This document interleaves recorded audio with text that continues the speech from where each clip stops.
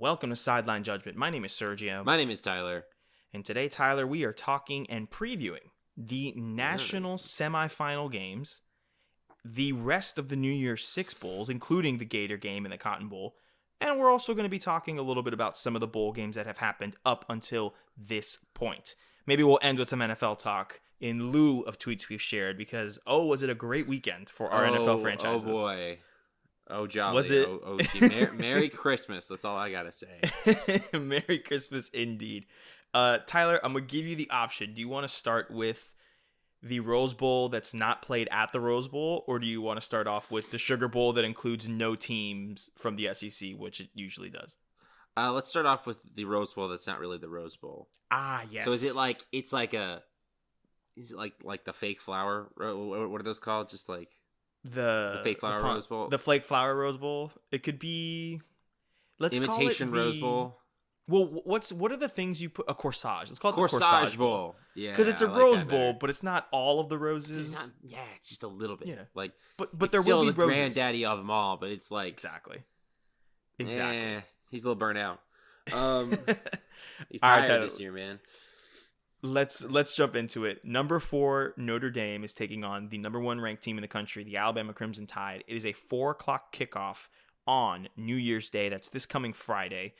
It's on ESPN. Alabama, at current time of recording, which is Monday night, December 28th, is a 19.5 point favorite. Oh boy, Tyler, where do you want to start with this game? Let's get the obvious out of the way because this is a Notre Dame game against a highly ranked opponent. Mm-hmm. I actually, as is kind of evidence of the season, I actually think that this Notre Dame team belongs in the playoff. This is not a fraud like that 2012 team. This is better than that 2017. 18 team. 18. Yeah. Get my years all mixed up. But it's just the tricky thing about bowl season because it bleeds into the next year. So anyway, exactly. I think Notre Dame 100% belongs in this game. That being said, they ain't got a shot. It ain't happening. It's not. Look, and I would welcome them. Just proving me wrong, but it ain't gonna happen. Ian Spellbook is a great quarterback at the college level. He does not have the weapons and to do what Kyle Trask almost did, right? And keep lockstep with Bama. Notre Dame's defense is good up the middle. They're good on the line. They're good in the trenches. Just Notre Dame has been good in the trenches for years. Yeah, that will certainly help. It's not one of those games, but it's weird because Alabama's offensive line is the key to their team, in my opinion. It's the best offensive line in the country. But right. Alabama does not beat you with its offensive line the way that you would typically think. Mm-hmm. So I almost think that pitting those two against each other isn't going to matter as much because Florida was able to get sacks against Mac Jones, but still Well, I think. Let me ask you a question. Yeah, is Devontae Smith playing? I believe so. All right, cool. So what are we talking about here? Yeah. Let's be honest with ourselves because Alabama clearly has the 2 best players on the field in Devontae Smith and then I would say Najee Harris. Yeah. And they've got a good player in Mac Jones. They've got a good player, Mac Jones, a fraud first team AP All-American, but that's besides the point. Yeah, no. Not saying that he's bad. I'm just saying he's not he's the second team quarterback. All-American. I agree. He should not be first team All-American. And we may be biased in saying that, but look at the touchdowns. I'm 100% biased, but you know what's also biased? The numbers. The numbers also are on our side. So let's just not even go there. It doesn't matter. We're talking about Alabama, not Kyle Trask, who should win the Heisman. But no, I really think that Alabama's going to be able to get really vertical on this Notre Dame team. We saw what happened when, let's be realistic, the closest level of competition that Notre Dame has played this season to Alabama has been Clemson twice. Let's go back to the first time where I understand they were without Trevor Lawrence, and I understand they were without a plethora of defensive starters. But when you look at what DJ Uiagalelei, I apologize, DJ. I will get it next year when you are the starting quarterback week in and week out. We're going to go with DJ for now. But you see what DJ did in that game. He got vertical, right? What Notre Dame focused on was taking away Travis Etienne Jr., taking away the run game, and forcing the true freshman quarterback to throw downfield. And he did so really well. I believe that Mac Jones has the ability. Granted, we were just joking around about how Trask should have been AP first team. I think Mac Jones has a better deep ball, like pure arm Mac strength Jones is probably deep ball. This year, Mac Jones, I think, has been the best deep ball thrower in the country. Yeah, exactly. And certainly that is helped out by the wide receivers that he is throwing to, sure. But exactly. And the time he's given by the offensive line, but he still makes those throws. Agreed. And so my thing is that I feel like with Devontae Smith down there, we haven't gotten word if Jalen Waddle is going to suit up. But listen, I doubt it, honestly. I doubt it because he's still hurt. But like, it's Alabama, and they retool at skill position and at every position, to be honest. So I feel like they're going to be able to get down there. It's going to be a lot of attention given towards Devontae Smith by the Notre Dame defense. And the question is, does Notre Dame kind of copy the blueprint they used against Clemson the first time, where they just kind of neutralize Najee Harris and force Devontae Smith to go at them? Because what Florida did in the SEC championship game was attempt to neutralize Devontae Smith, which I think they did the best job that they could have possible. Alabama's longest play in general was a 31-yard pass. Like, that's pretty that's pretty limiting. And Florida was able to get some stops later. But the still, result of that is Najee Harris with five touchdowns, and clearly was the best player in the game. So it's a give and take. Can the Notre Dame defense sustain it a bit better and give themselves a chance for Ian Spellbook to kind of pull the spell out of that book that he has and keep them in there? I don't think that happens. That's just the blunt of it. You know what I mean? And I think I want to extrapolate this because it's not going to come up in our next playoff conversation. But extrapolate this point from this game is that we talk about the playoff a lot. And I've come to kind of the realization and reminding of myself that the playoff came about not because there are often 4 teams worthy of that can win a national championship in a given year. Right. It's that sometimes, usually there's 2, but sometimes there's 3. And in the previous system, we were just letting us decide who the first 2 were and the third one that gets left out. We weren't giving that team an opportunity to play. And I think that better explains and helps you understand why often the 1 through 4 game, except for the first year against Ohio State and Alabama, why the 1 and 4 game is usually a blowout. Because you have to remember that it's right now, it's with the way college football is currently set up, it's not so much that there are 4 teams that can win a national championship. It's that there's sometimes more than 2. So you want to let that be played on the field. And the 4-team often suffers for that. But sometimes it's a case of not really feeling like they belong in there. I think Notre Dame earned this spot. They're a much better team than any of the other Brian Kelly Notre Dame teams that I've seen. So I feel equally about this Notre Dame team than I have with multiple, with the exception of the Baker Mayfield 2017 or 2018 but 2017 season Oklahoma team. With the exception of that team, I feel like the other Oklahoma teams, one with Kyler, I feel like they're similar on this path where I like them. They play good football. They're a good team. Yeah. They're just a notch below those top 3. And they deserve to be there, but they're not exactly not on that level. So we can agree. We got Bama. You just got me thinking about that Baker Mayfield senior year team. If they beat Georgia, I think they would have beaten Alabama the next week. So I was gonna save this for later on in the pod. I watched the 2018 national championship game today again. I watched it start to finish. It was on ESPNU. I wasn't doing anything. And I watched that Georgia-Bama national title game, and I completely agree with you. That Oklahoma, they kept showing clips of the Rose Bowl against the double overtime Rose Bowl Oklahoma-Georgia game, which was a fantastic football game. Classic. They kept showing clips, and I was like, man, I was sitting with Diego, and Diego was just like, man, if we would have won that game, we would have won a natty. And I was like, yeah, you're 100% right. I agree. Because they're such a good football team, but I digress. We both have Alabama in this game, I'm going to assume, right? Oh, yeah. We're not changing our pick from our bowl extravaganza? No, sir. All right. So we both got Bama. I think the question is, would you, allegedly, if you were to allegedly bet on this game, partake, would you lay the 19.5 points?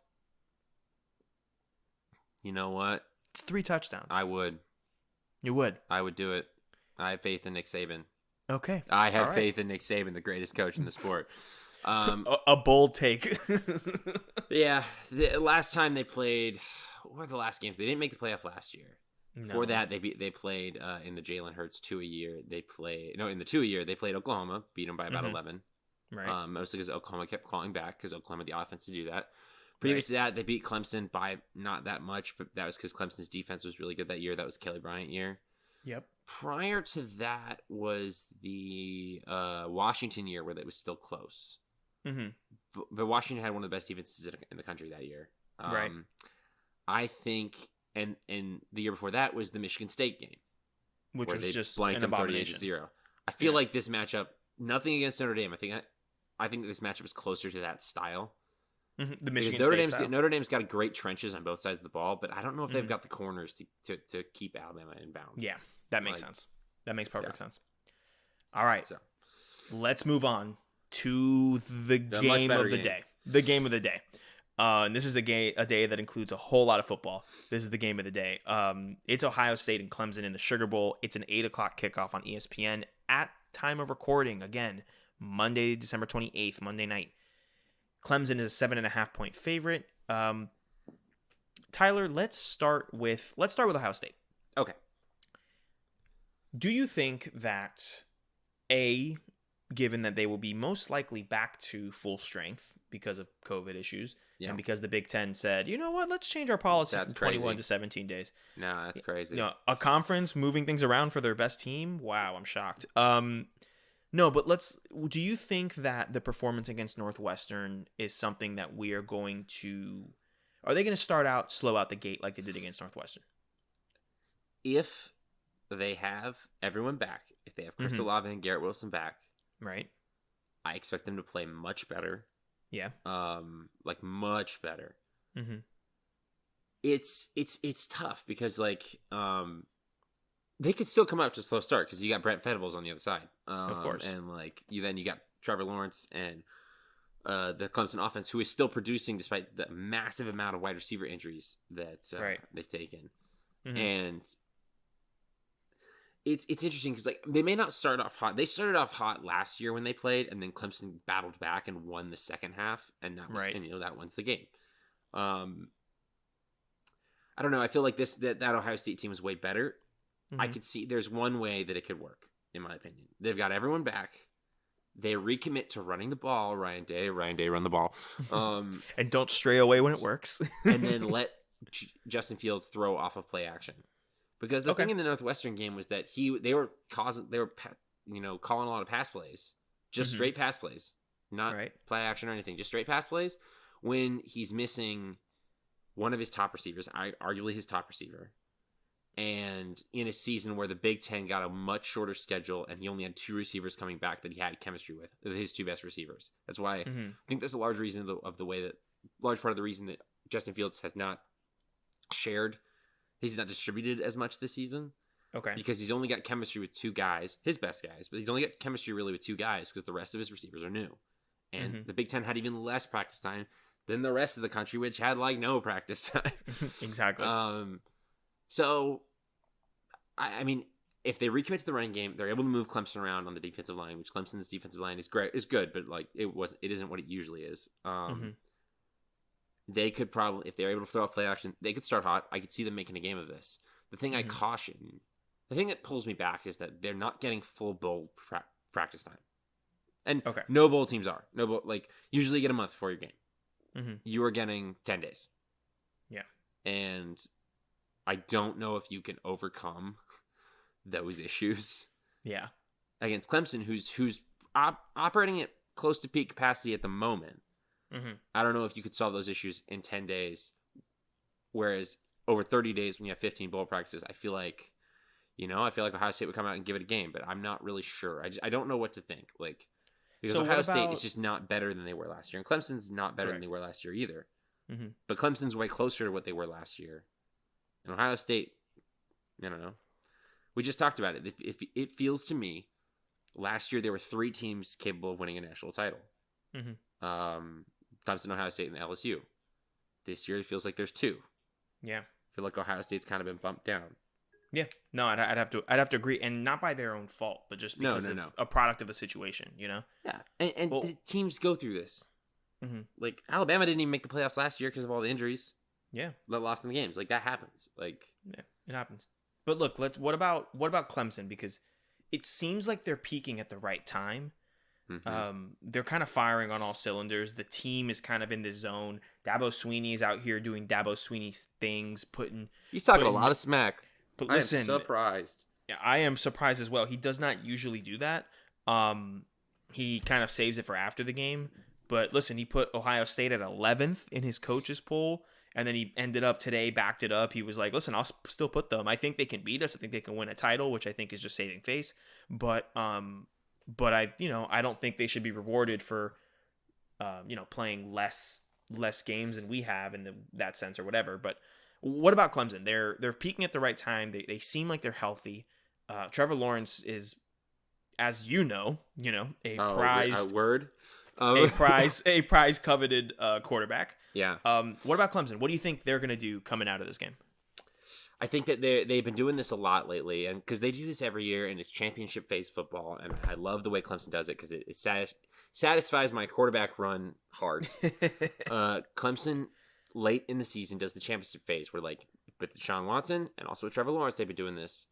They don't run their QB that much early in the season, and then late in the season they start pulling that in when they face. They don't want to put tape on it. Yeah. And additionally, you don't want to hurt your quarterback early in the season on quarterback run. Like, right now, you're trying to win the game, and Trevor Lawrence will probably not. If he's like, "You need me to punch it in from the wall," I'll do it. Like, he's a competitor. He'll do it, and he has been an outstanding runner this season. He's huge. And he's powerful, and he's willing to put his head down and truck some people, and he's got some speed. But so I think that's the real part, is that they're gonna rely on that early. They're gonna try and keep the game balanced, keep Trevor Lawrence balanced. Again, something you have to consider, and I'm especially preparing for this because of reasons we'll discuss later in the podcast. There's the thing that Trevor Lawrence hasn't been as good. His stats aren't there this year, and they're not attacking downfield the way they usually do, like they did last year with T. Higgins and Justin Ross and Amari Rodgers. And you want to know why? It's because they had T. Higgins and Justin Ross and Amari Rodgers. Yeah, they have Amari Rodgers, but Justin Ross is out for the season with a neck injury. T. Higgins is in the NFL. Yeah. Additionally, like Frank Ladson and Joseph Nagata, two of their younger guys that were doing pretty well. They weren't there yet, but they were doing pretty well. They're out with injury. Cornell Powell's being awesome, and Amari Rodgers has been solid. And they got a white guy playing 13. It's surprisingly not Hunter Renfrow. Cannot confirm. Listen, can't confirm. White guy wearing number 13 at Clemson. I don't even need to know his real name. He's Hunter Renfrow. You know how we talk in Florida? It's the Percy roll or the Tony roll. It's the Renfrow roll. It's the Renfrow roll. The white guy wearing 13. Yeah. What is it? "Quote unquote" surprisingly athletic. Oh yeah, deceptive speed. Deceptive speed. That's what it is. He's a gym rat. He's coach's son. First one in, last one out. Anyway, you don't have to say that about Trevor Lawrence because he's Trevor Lawrence. A specimen. But exactly, I think that their offense is peaking at the right time. It's a strange offense because Clemson, Ohio State, and Clemson. We've talked about this before. They run different offenses, in my opinion, in the sense that like Ohio State runs an offense that's based on. I mean, Justin Fields is the primary weapon, and they get a lot of their guys open. Wide open. So I'm never going to criticize Justin Fields for throwing to the open guy. But their offense is designed to run through Justin Fields in the sense of when they're doing well, he's going to have a lot of stats. That's what it's been. I think they should stray away from that because Trey Sermon and their offensive line, they're amazing, as their championship game showed. But Trevor Lawrence, their offense, Clemson offense, I talk about this all the time, is kind of, I think it's more built around Travis Etienne. It's built around the football. They run first, and it doesn't seem like it. They run first, but I think that's later. That's why they moved to running the quarterback later on in the season because they understand that their best option is to still keep that philosophy of run the football, but show the defense something they haven't seen all season. You know what I mean? Absolutely. Additionally, like Clemson, especially since Trevor Lawrence, but also with Deshaun Watson, who had like Mike Williams and all these crazy receivers. And Jordan Legg and all that and Hunter Renfrow, is that Clemson kind of operates what I would call the tight window offense. I think I've called it before, where it's like they run plays that when you have a quarterback like Trevor Lawrence and the receivers that they usually do, they run plays that it isn't sexy, but it's impossible to defend. They run these corner routes where if Trevor Lawrence throws it at the right spot, T. Higgins is the only person that can go up and get it. Right. So it's either an incompletion or it's completion, and no matter how good coverage is. Like Justin Fields in Ohio State seem to run more of like an open window offense where it's like their guys get open a lot more. And of course, I say that Clemson's guys get open all the time too. But Trevor Lawrence has shown it more to be able to make those throws and deliver on those throws that are unguardable. Yeah. So that's a part of their offense that I don't think Ohio State has. And additionally, I mean, I say all this, Clemson has Travis Etienne. So, well, that's what I'm saying. And I feel like apart from running the ball, Etienne has shown to us that he can also catch the ball out of the backfield. So, if need be, he can do that as well. All right, we're both still taking Clemson, right? Oh, yeah. I think this game could be close. Mm-hmm. I also see a situation similar to that 31-0 Ohio State Clemson game. Like, it's possible. It could be that we have two very uneventful semifinal games. Yeah. Could be. I think the Ohio State Clemson game will definitely be a better football game than Notre Dame Bama. But it is what it is, and we will see. We shall see. And Tyler. Go ahead. No, go ahead. We say all this. Ohio State could come out and win, and I would not be shocked. Like, I would be utterly flabbergasted if Notre Dame won. Yeah. But Ohio State could be like, all right, we were sleeping the whole season. Because it's Ohio State, they got this talent. They got Justin Fields. They got it. Like, we saw the Fiesta Bowl last year. It was throw for throw. It was one of the best football games of the year last year. It was fantastic. And who knows? Maybe Justin Fields has been reading the Draft Network's mock drafts and seeing Zach Wilson go ahead of him, and he just comes out and has a day. You know what I mean? Lights it up. All right, Tyler. Let's run through the other 4 New Year's 6 bowls, and let's start with a team close to home. Our beloved Florida Gators taking on my brother's beloved Oklahoma Sooners in the Goodyear Cotton Bowl. It's an 8 o'clock kickoff on Wednesday, December 30th. Tyler, earlier this morning, the line was Florida -3. And since then, we have had confirmation that Kyle Pitts declared and will not be playing. Declared for the draft, will not be playing. Kadarius Toney declared for the draft and will not be playing. Trevon Grimes declared for the draft and will not be playing. And Jacob Copeland has... Justin Copeland. No, you're right, no, Jacob Copeland. No, Jacob I'm Copeland. So wrong. I was thinking of Justin Shorter. I know. And Jacob Copeland has unfortunately tested positive for the coronavirus. Therefore, he is also out. So that is the top 4 pass-catching weapons, 3 receivers, and the god. The first team All-American who will receive a brick. Yes, sir. Round of applause for Kyle Pitts. Round of applause. All 4 of them will be out. The line has since moved in 2 hours to Oklahoma as a 3-point favorite. Oh, boy. That is how big of an impact those 4 players going out is. Yeah. Tyler, let's talk about the game quickly. What do you see? What do you think's going to happen now that the Gators are missing a lot of weapons? Also, things needs to be noted. Sean Davis is going to be out. I do not know why specifically Sean Davis. He's been injured lately, so probably just lingering. Probably an injury thing. You only get 10 days. days. And Marco Wilson has declared for the draft and will not be playing in the game, which, man, sucks for Oklahoma. That sucks for Oklahoma. There's not really a person you can pinpoint now that you can just expose. Yeah, right. So, addition by subtraction. Anyway, so what do you think, Tyler? What do you think's going on in the game? Because Kyle Trask is still playing. Oh, yeah, he's playing. He's on the plane. He's playing. Yeah. Dameon Pierce, Malik Davis, those guys are playing. All the running backs have stated that they're going to stay. They're staying. Yep, they're staying. Those are the only opt-outs we know of. Mm-hmm. So, Justin Shorter, wide receiver 1, come on down. We got... Congratulations, you're the winner. Congratulations, you got it. So, you still have Justin Shorter, still have Trent Whittemore, still have Xavier Henderson. You got a lot of true freshmen and redshirt freshmen that we know are good. Yes. We believe are good. We have not seen much of. Kamora Gamble and Keon Zipper have been great in service of Kyle Pitts. When the game plan, you're not going to have Kyle Pitts. It's much easier to plan for that. And Kyle Pitts announced he wasn't playing in the bowl game a week ago, the day after the SEC championship. Exactly. We knew. Unless it wasn't.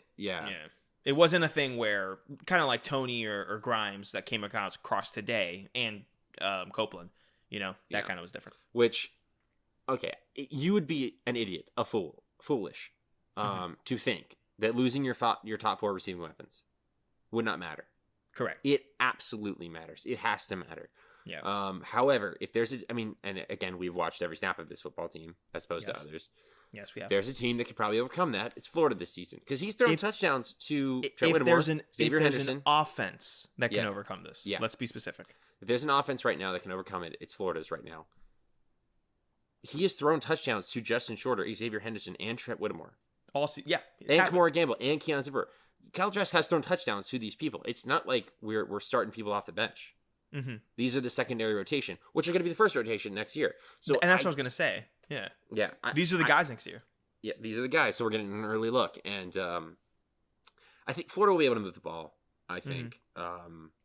It's strange because Oklahoma's defense is better than Florida's. And I would say unequivocally. Florida's offense is better than Oklahoma's because from what I've watched of Oklahoma, they have the great weapons. They're still inconsistent. They go cold sometimes. Like they do. You scored 27 points in your the Big 12 championship, 3 of them in the second half. Yeah. And even before that, the game before that against Baylor, I saw that entire football game. There were some hot moments, and then there were some cold moments. And look, I am as big of a Spencer Rattler believer as anyone. Spencer Rattler for Heisman. Rattler for Heisman 2022. Like yeah. I think he's fantastic, and I think he's an NFL quarterback in the waiting in the wings.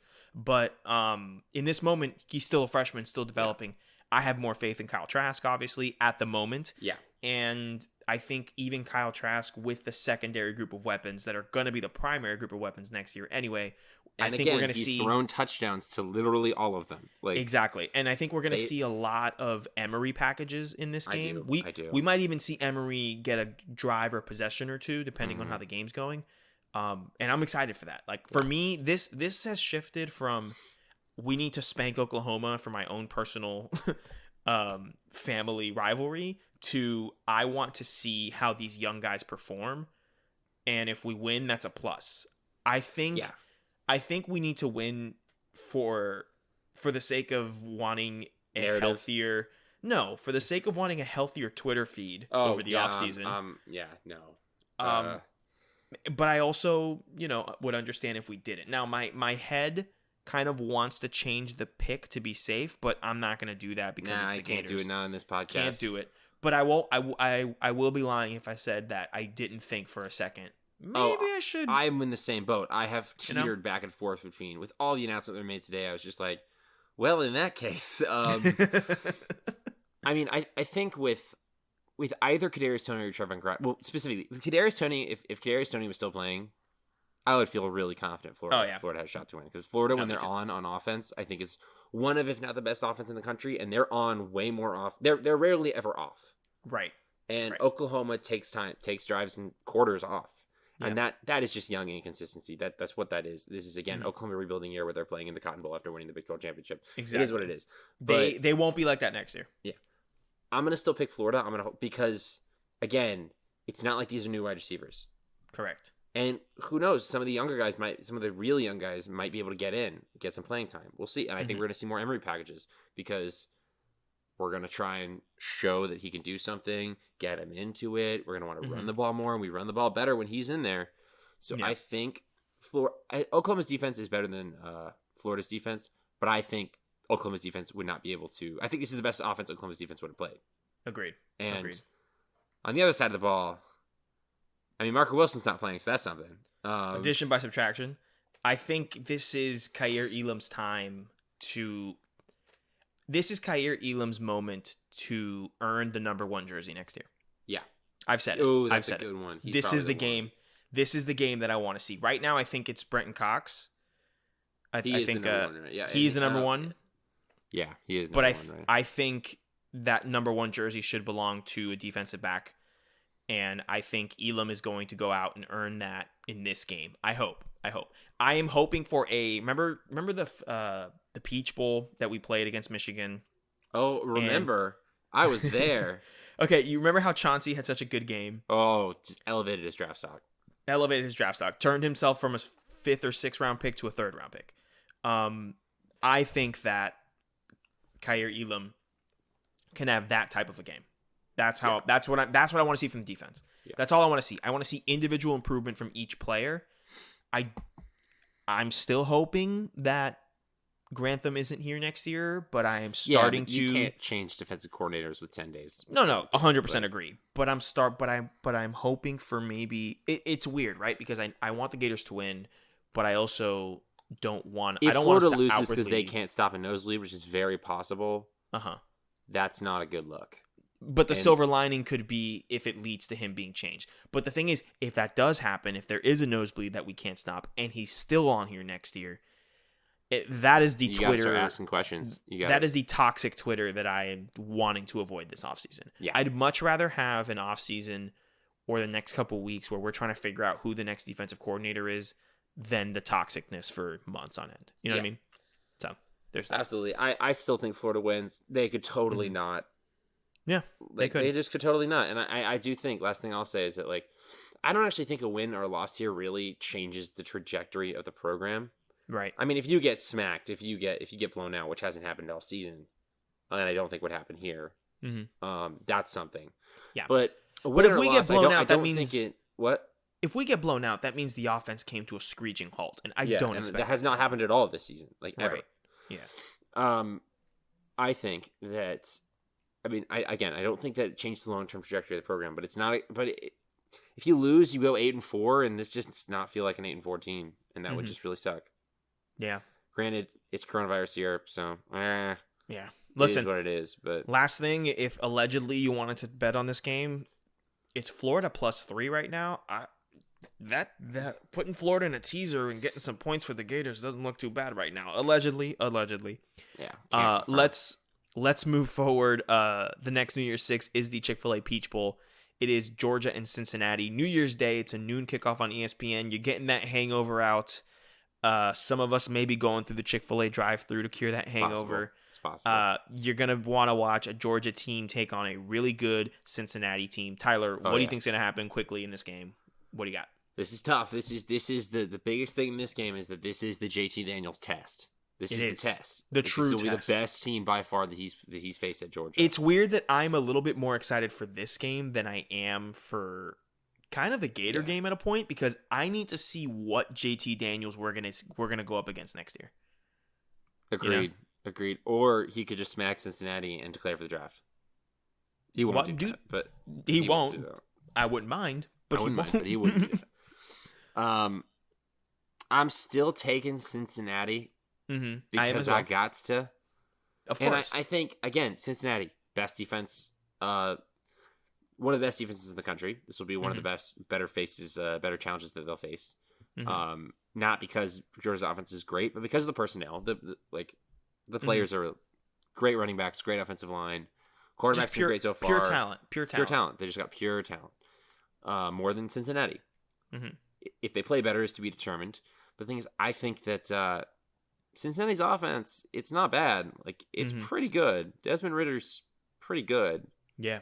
I'm going to continue to take Cincinnati because I can't pick Georgia, but also because I think they got a real shot to win this game. And I think they really want to. You hit the nail on the head. I think does Georgia want to be here? I don't know. I have a weird feeling about does Georgia want to be here. Yeah. But I think the bigger thing is Cincinnati has the weight of every Group of 5 school on its shoulders right now. Because of all seasons, right? We're going to talk about Coastal in a bit. But of all seasons, this was the year that most of the college football media kind of started to come around to the, hey, maybe this playoff isn't really fair for the Group of 5 teams more than other years. So I think Cincinnati winning would be just the stamp and the emphasis of that, and would lead to change, not next year, but later on down the line. And so for that reason, I can't morally pick against Cincinnati. Also, I have standards. What? A man's got to have a code. I'm going to pick Georgia? Come on, Nah. All right, later on that January 1st are the semifinal games we talked about. And then Saturday, January 2nd, we have the last two New Year's 6 games. We got the PlayStation Fiesta Bowl at 4 o'clock on ESPN. It is Oregon taking on Iowa State. Iowa State is a 4.5-point favorite. Tyler, what are you thinking? Yeah, Iowa State's a 4.5-point favorite. I did not know that. What are you thinking right now? Come on. Okay, taking the analysis hat off, I've never doubted the Cyclones ever. So, question is, go Clones. But are they wearing all blacks? It's big. It's important. Are they wearing the all blacks? But I don't know. Oh, wait. What if Oregon comes out with some fun new uniform up against Iowa's all black? This might be a underrated uniform game. Underrated game. Yeah. Putting the analysis hat back on. Yes. This is going to be a tough game because Oregon, it's tough because they're a 4-2 Pac-12 champion. They backdoored their way into the Pac-12 as well. They're not even their division champion. Pac-12 will not give them the division championship. Like, they shouldn't. And they shouldn't. Washington won it. Like, right. Also by not playing Oregon, which I think Washington would have won that game, but we don't know. So, my gosh, it's strange. 2020, man, the 2020 season. Iowa State has played a full schedule. Mm-hmm. This could be Matt Campbell's last game. I hope not, but it could be. I don't think it will. Because you're getting Breece Hall for one more year. If Brock Purdy decides to come back, you run that back, man. That's what I'm saying. I don't think he will for that reason. Number one. Number two, what job? What job is he going to take? The thing is, Jim Harbaugh is staying at Michigan. Harbaugh's staying at Michigan. Texas has openly said they're keeping him for another year. Yeah. I don't. What Auburn's closed. Auburn's closed. What other job is worth leaving? Unless Tennessee opens up. Yeah, but even then, Tennessee's the one SEC job I think you'd want. Because it's still in that footprint, that recruiting footprint. A little bit more of the Midwestern angle. Yeah. But I don't think. I mean, I don't think it will. Like, he's also very PJ Fleck in a way where he has to kind of do it his way. Yeah, he's not going to go to. He's going to go to a place that allows him to build it with his culture. Like Auburn wasn't going to be a good fit because Auburn. The reports were they were trying to impose Kevin Steele on people and all that stuff. But yeah, I see him coming back for another year. Bryce Hall for sure. You convince Brock Purdy, hey man, come back another year, play great, and be one of the top quarterback prospects for next season. I don't see why not, dude. No, yeah, I don't see why not. For this game, you got Breece Hall, you got Brock Purdy. I'm gonna roll with that. I think Oregon's defense is fantastic. Yeah, I mean, Iowa State's defense is fantastic. I think they'll be fine. Yeah. Joe Moorhead is a good offensive coordinator for Oregon, so it'll be a fun matchup. I think Oregon's defense is good, but also like they give up a lot of points, but they make plays. Exactly. Oregon's defense makes plays when it counts, but they're very susceptible to give up a lot of yards and points. They ain't locked down. But, and I feel like I picked Oregon in the pool. I'm going to go on record here and say I'm going to change that. I'm going to go with Iowa State. Come to the dark side. I am coming to the dark side. The All Blacks. You do have the All Blacks. But I'm going to do it because the games that Oregon has lost, and even in the games Oregon's won, they've been very flip-floppy. I don't think they've blown out a single team this season. They haven't blown out a single team. It's not even that, but it's more of they're kind of up and down in certain cases. Yeah. And I think I would feel safer going up. I know Matt Campbell. I know the defense is good. You talk about how Oklahoma kind of took a half off in the Big 12 title game. You got to give credit to Iowa State's defense, who really suffocated them. They suffocated.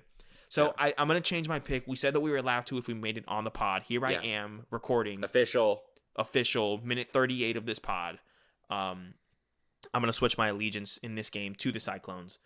And yeah, I as much as I love the Tyler Show and Joe Moorhead offense and how they run it, they have been inconsistent at times. And next year I think they'll be better. But it's I think it's a product of first year quarterback, first year offensive coordinator, shortened season, not having practices, uncertainty of playing, all that stuff. So I'd rather take the team that has worked out their kinks, has played a full season. And I trust Matt Campbell's defense, Bryce Hall, and Brock Purdy. So give me the Cyclones. I mean, one last thing. We did pick a winner, Iowa State. But I think both teams win here because every player, because it's the PlayStation Fiesta Bowl, every player gets a PS5. How awesome is that? I'm currently researching if I enroll and walk onto the team before Saturday. Yeah. Can I get a PS5? Because I'll do it. Yeah. I'll do it. I'll suit up. I'll stand on the sidelines. It'll be great. I'm a little overweight, but that's fine. We'll do it.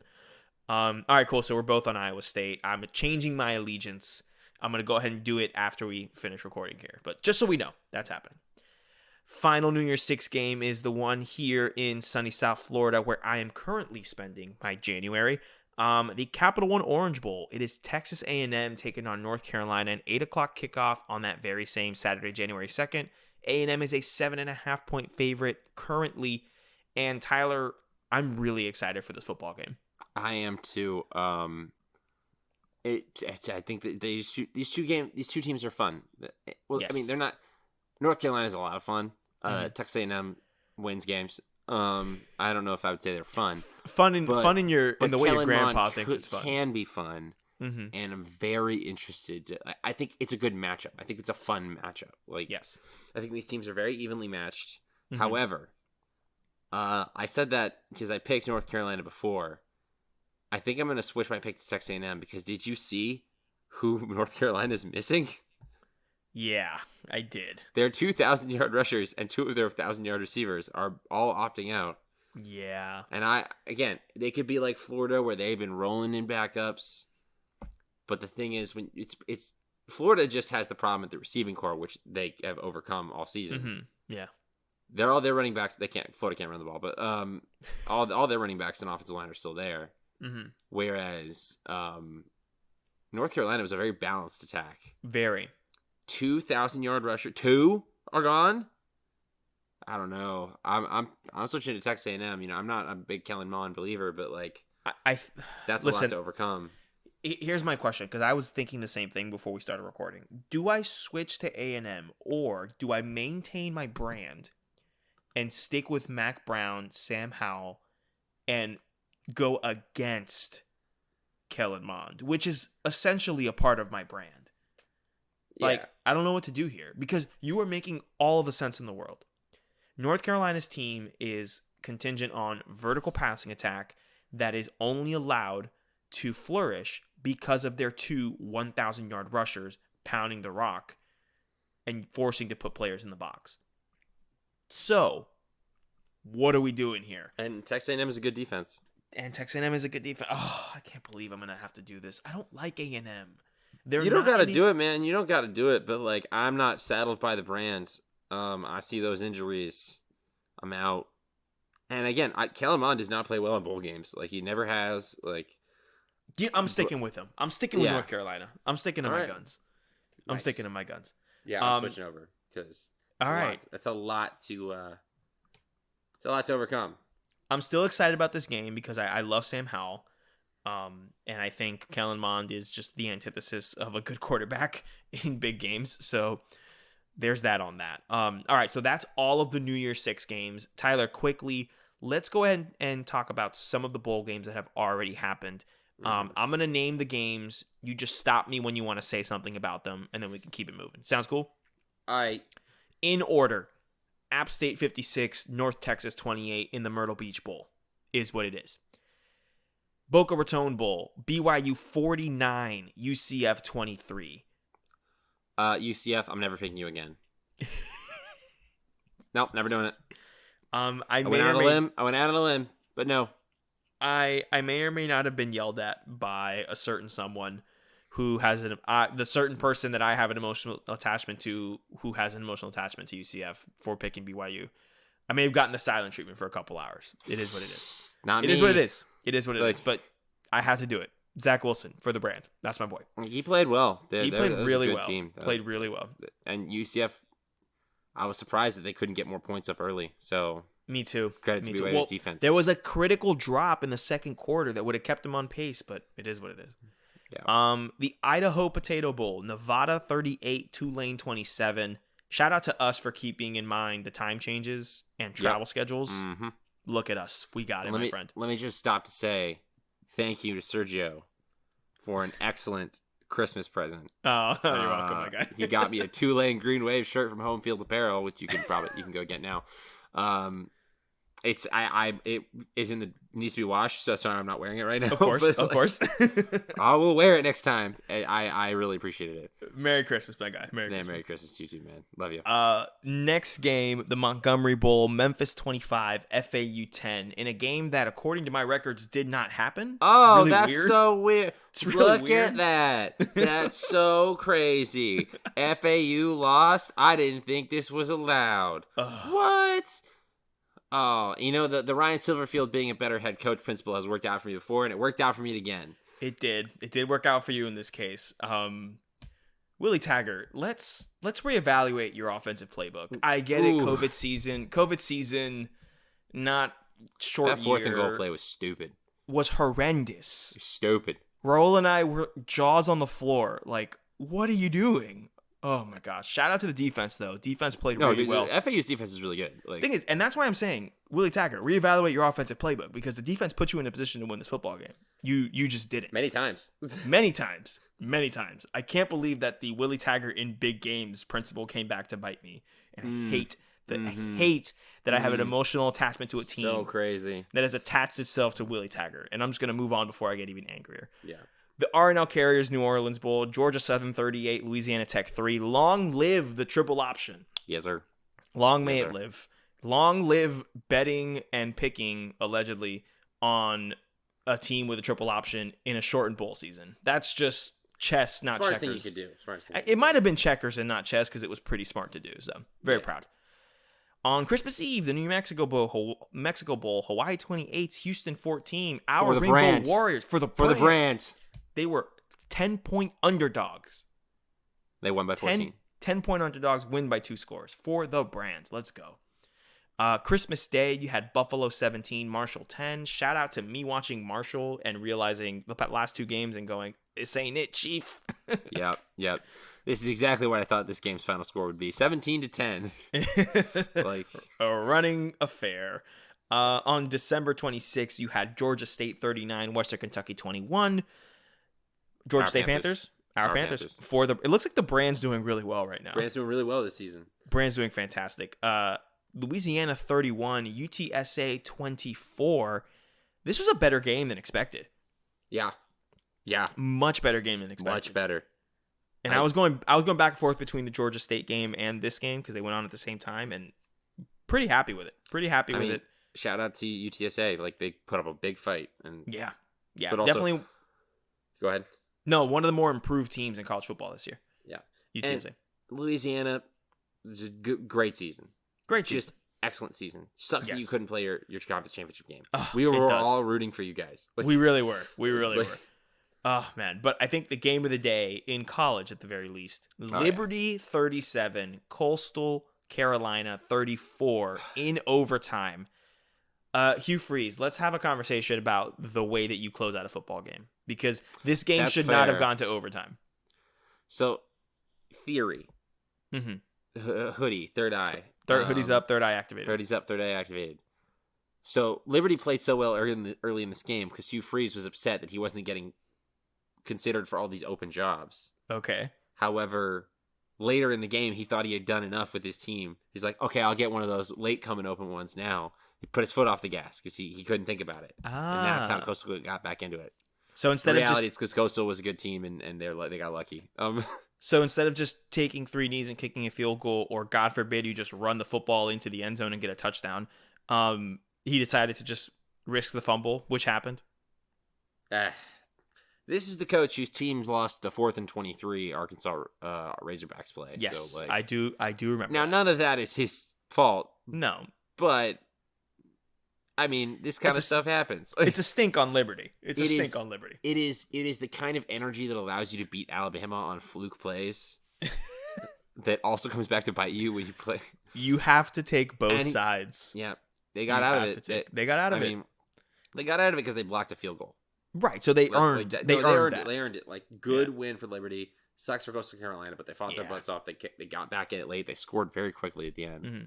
Would have loved to have seen this game in the regular season with game day there, because that would have been a fantastic showcase for the Group of 5 and showing how good the teams are. And even though Liberty's independent, it's at the Group of 5 level and all that stuff. So what a game!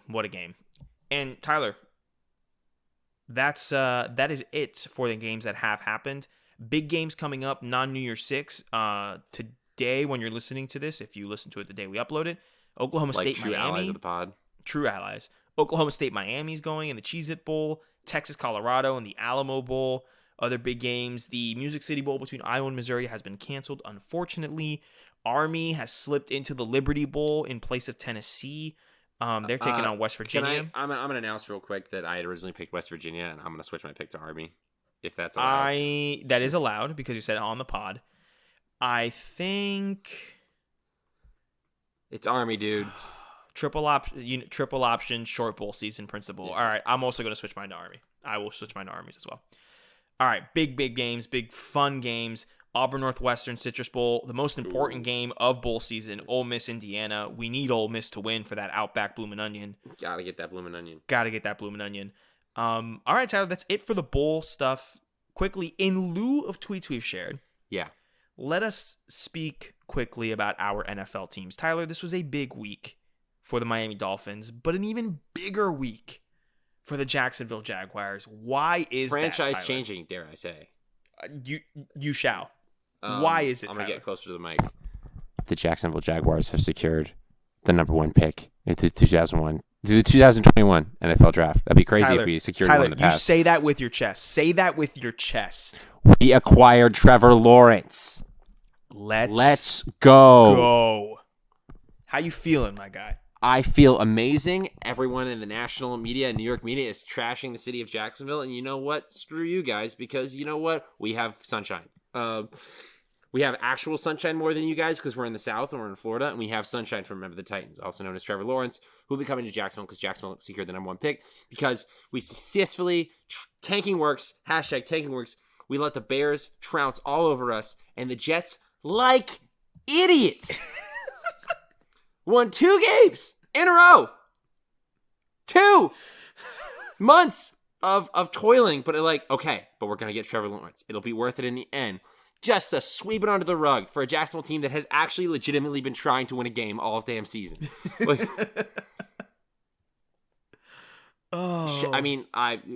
Excellent job, Adam Gase and the Jets players that will not be on that team in a year or two for just screwing over the organization that is good situation. Shout out to Marcus May for not only improving his draft stock, but delivering Trevor Lawrence to the state of Florida. Yeah. It is his Gator duty to deliver a franchise quarterback to his NFL team in Florida. In lieu of tweets who shares, because a lot of the conversation has been Trevor Lawrence related.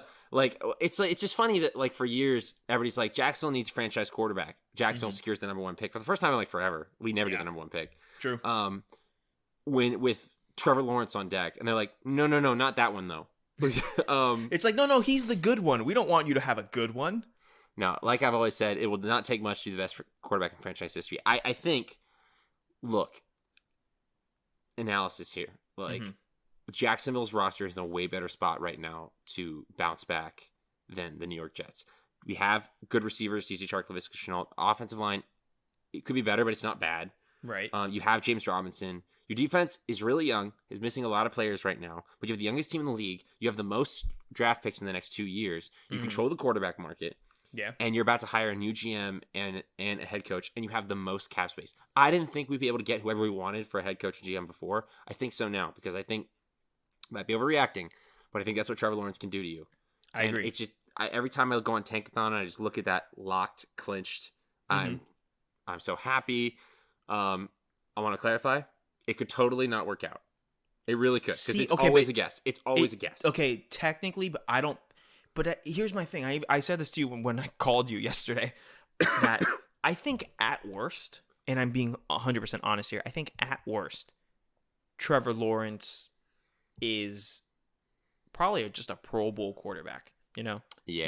Maybe not the star that we think, the second coming of Johnny Unitas and Andrew Luck that we think he could be, but at worst, a good quarterback on a winning contending team. That's what I think. And I really do believe that. I'm so happy. Additionally, I love everybody's Trevor Lawrence shouldn't want to come to Jacksonville. Oh yeah, this kid that lived his entire life in the South. Yeah, this kid from not Georgia gonna come be in he'll get to buy a mansion in Ponte Vedra. Oh, woe is me, dude. He grew up in Georgia, went to school in South Carolina, and you're telling me that he's gonna be mad because he's in Jacksonville? Nah. Come on, dude. Well, you? In an effort to almost go into tweets we shared, did you see there was a tweet by Clemson defensive end KJ Henry said, "Guess I'm gonna have to visit Jacksonville now." So that locker room is already going, "Hey, Trevor, you're staying home." Yeah. And I say this, I would say this, I've been saying this about even if it wasn't my team with the number 1 pick, but we're gonna hear a lot of that discourse of, oh, Trevor should just go back to school or request to not go to the Jaguars because they're so bad. Yes, he should go back to school and be the number 1 pick next year, where the team with the number 1 pick is also bad. Yeah, so he should just waste a year of earning millions of dollars. No, he's not doing that. He's basically said openly he's declaring unless something drastic happens. Like, give me my quarterback. You know what? That's why I brought up earlier, like, Clemson has not had a lot of wide receivers because I'm going to hear 3 months of people trying to convince me Trevor Lawrence isn't good anymore, and I'm not here for it. You know what would be fun? If when he wins the Natty, right? Let's say in this scenario he wins the Natty. I think it's Bama, but let's say he wins the Natty. He's up on stage, and you know how Sam Ellinger did the whole "we're back" thing? Yeah. What if he wins the MVP award and just goes Duval? I would die. My city deserves this. I think they'd build him a statue on the spot. Oh yeah. No, he put him in the pride of the Jaguars immediately.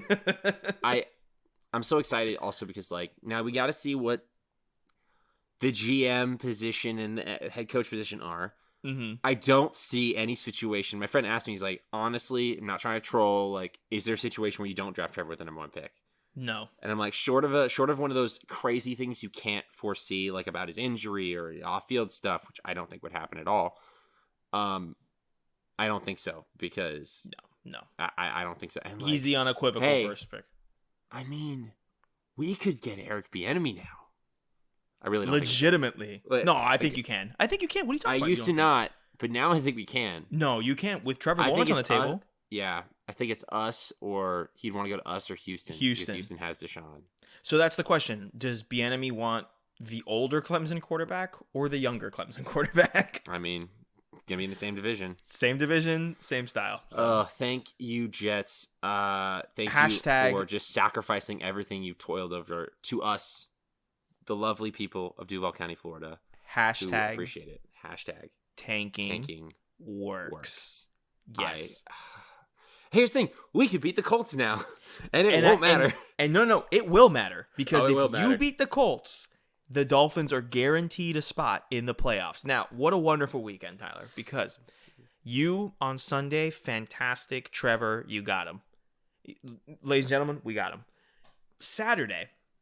While the wildness, craziness of the Liberty Coastal Carolina game was going on, the Raiders and the Dolphins were having a game on Saturday night in Vegas. Yeah. Tua gets benched, which, okay. I don't necessarily agree because I think you got to let him play those things out. I still think he's our guy. I'm not panicking, but I would be dumb to say that it wasn't the right decision. You're trying to make playoffs. Listen, I get it. Fitz gives you the best chance to win right now. And I don't even think that's 100% true. I think Fitz gave us the best chance in that moment to win. Because Fitz yeets the ball. Because Fitz doesn't yeet the ball. Tua makes smart decisions. Exactly. In that situation, and this is the thing that he'll learn, because I think he'll get more. You guys have no one at receiver right now. Literally. We're playing Antonio Callaway and Malcolm Perry at wide receiver. Oh, God. Lynn Bowden Jr. Also a quarterback. Yeah. Yeah. So, in that situation, you don't need smart decisions. No. You need yeet decisions. And Ryan Fitzpatrick gives you that. But even there, the touchdown that Ryan threw was a 7-yard dump off. That was Myles Gaskin. That was not exactly. It was a 7-yard dump off. And the drive before, where we ended up with a field goal, it was 2 wide open passes to Mike Gesicki down the middle. I've literally seen Tua do those this season. I have too. He can do. I'm fully aware. It's something that I understand he can do. It's not a big deal. Okay. Yeah. And he yeeted, getting his face mask thrown to a wide open player on the sideline to win the game. Absolutely insane. It was fantastic, and I love Fitz, and place in my heart. And if he has to come into a game, I understand it, and that's fine. I don't agree with it, but I think Brian Flores has earned the trust of every Dolphins fan. Brian Flores said in the press conference, I'm going back to his starter. Yeah, he gets it. And again, if there's any quarterback that I think mentally can take this, it's Tua Tagovailoa. Yeah. All right? The man was thrown in at halftime of a national championship game and won the football game. He's been the Ryan Fitzpatrick. Exactly. The man took a sack on first down of a overtime to make it 2nd and 26. And then the very next play turned around and threw a seam route to Devontae Smith to win a national. Don't get me started. To win a national championship. Come on, man. Tua's got it. Tua's in his 7th game, 8th game of his career. He hasn't had the full season like a Joe Burrow would have had. Year like 17. Exactly. It's not even close. And look, the Dolphins, if you told me last year the Dolphins would be 10-5 going into week 17, the 5 seed in the playoffs, and all they need to do is win to get in, or a Baltimore, Indianapolis, or Cleveland loss, and we get in. That's right? Or one of those 4 situations has to happen. And not all of them, just one. No, one. That's my thing, bro. Like, we're in a good spot, you know? We're in a good spot. And to top it all off, the cherry on top, we currently hold the number 3 overall pick in the draft because of the Texans. We lucked out with this draft class, man. You and me both. You're going to get Trevor. I personally would hold on to the pick and draft Penei Sewell because I want another strong because I don't think he'd go to the Jets unless if they take him. I think you trade back. I was reading a mock draft today by Kyle Krabs on the Draft Network. It was his latest, and he had Trevor Lawrence at 1, and he had He had the 49ers trading up to 2 with the Jets. 2 firsts, 2 seconds, 2 thirds.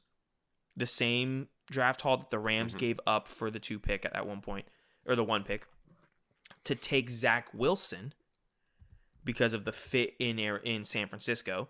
And he said that the Jets are in a position where they're not 1 pick away from, contending. Like, they need picks. They need to do a draft. So might as well sell the farm and get as many picks as you can, kind of thing. Yeah. And then the pick 3, he had the Bengals trading with the Dolphins to take Penei Sewell. We would switch spots with them, but we would still take Jamar Chase. So, like, I mean, it works out. But I don't know if I, you know what I mean? I'm in a position. Mm-hmm. There's a situation here. Jacksonville's taking Trevor Lawrence. Praise the Lord. Yes. I'm just gonna. I just can't stop thinking about it. The New York Jets. If the New York Jets decide to go quarterback, if they decide, Sam Darnold, thanks for ruining us. Right. We're gonna go to Justin Fields, who actually, Justin Fields, honestly, great pick, may be better than Trevor Lawrence. Who knows? Right. His 2019 season, one of the best seasons I've ever seen from a quarterback. Fantastic. And if they take a quarterback, Miami controls the quarterback market for the rest of the class. Look at the teams below you. Atlanta needs a quarterback. Cincinnati, they don't need a quarterback right now. Philadelphia, if they could trade up, they'd take one. Detroit needs to replace Matt Stafford at some point. Giants, Daniel Jones isn't good. You know that. Carolina, you've got Teddy Bridgewater for 1 more year, and that's not your future. Denver, it's Drew Lock. Come on. Dallas, I mean, if it depends on how Dak wants to do.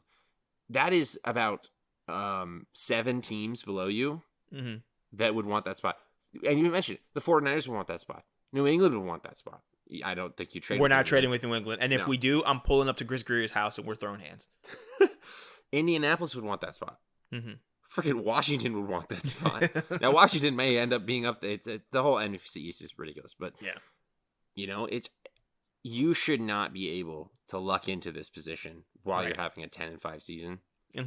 So just I know you do, but appreciate that. Yeah, like, I do. Definitely.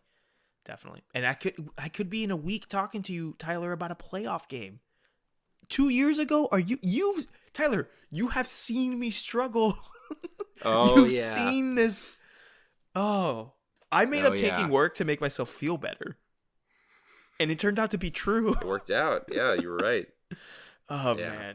So what a great weekend for our NFL team. Great. Just chef's potentially franchise changing weekend for the Jacksonville Jaguars, long term. Because that's the other thing. NFL teams are not like college teams where it's like somebody's like, I don't think you can win there, and I'm like, there's no reason, because where you are doesn't matter. Yeah. Your draft position, the cap space, the ability to attract free agents, that matters. Well, it's a professional organization. Yeah, there's only 32 of them. Exactly. Exactly. Because I've heard somebody say once, there was just I don't think you can win in Cleveland. It's like, you don't have to recruit in Cleveland. You open the check and you open the checkbook. This could be franchise changing. It could not, but who knows? But at least Jacksonville's getting that opportunity. Miami's already on that build. You are going way faster than I thought. Yeah. I love Brian Flores as a coach. Me too. Coach of the year, Coach of the Year, Brian Flores. Absolutely, Coach of the Year. Who else? Yeah, Coach of the Year. Coach of the Year for Adam Gase for just ruining the fan base that's going to fire him. I would argue Coach of the Year should have been Greg Williams because he was He tried. He really tried, man. He knew the long-term implications of that game. He's just like, I gotta throw it. They'll be mad at me. Some people will be mad at me, but the Jets fans will thank me later. And then Adam Gase fired him and ruined it. You either die a hero or live long enough to see yourself become the villain. That's it. Absolutely. That's Greg Williams. All right, man. I think that's a good episode. I think that's it, man. I think that's it. Yeah, I'm on a happy note now. We will be back next week. We will be talking about the New Year's 6 games, including the Gator game, of course, especially the semifinal games, and we'll give a national championship preview. Yes. We will be previewing the Natty, and who knows, after that, we'll kind of wind up and see how everything goes. I for sure want to do a post-mortem for the Gator season, see how we did, looking into it. And then we got the off season, and we got draft season, baby. Draft season. I feel bad for both NFL and college football fans that only have one of either team or aren't degenerates like us that just love the intersection of the two. Or just junkies. Just draft season just makes me so happy. It's like a big puzzle. I know. That everyone's trying to figure out. And we both have 2 picks in the first round this year, so it's going to be fun. Fun for us in terms of our own teams. It's going to be good. It's going to be a lot of fun. Tyler, anything else you want to say before we sign off? No, just everybody, we had a happy holidays. Merry Christmas, Duval. Merry Christmas, Duval. Merry Christmas, Miami as well. Merry Christmas, Florida NFL teams. Finally on the come up. Finally. The Bucs 2 made are in the the playoffs. The other one's going to get Trevor Lawrence. So you know what? I could be worse. Win for all 3. Yes, a win for all 3. Have a safe and happy New Year, listeners. Please, again, emphasis on the safe. Make sure stay with your people. No more groups larger than 10 or 15 max. Wear your mask, keep your distance. Outdoor patios preferred to indoors, all that kind of stuff. Make sure you are staying safe this holiday season. Too. It's getting cold out there. Not here in Florida, but it's getting cold out there. Hey, not here in Florida, baby. I'm in South Florida. Hey, you're back. I'm back in the beloved Publix land. I sent you a picture on what was it, Sunday, Saturday, whatever? Saturday. Saturday, I got a pub sub. It was awesome. Oh, man. Alrighty, Tyler. This has been another episode of Sideline Judgment. My name is Sergio. My name is Tyler. And we are not biased, but please, for the love of God, Kyle Trask for Heisman. Please, people, Kyle Trask for Heisman.